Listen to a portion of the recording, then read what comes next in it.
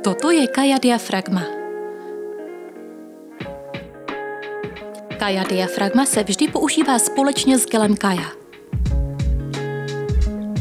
Nanes asi lžičku do diafragmy Kaja.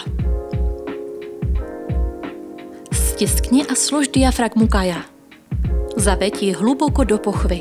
Umístěj ji mezi vaginální klenbu a stytkou kost. Prstem zkontroluj, zda je děložní čípek zakrytý.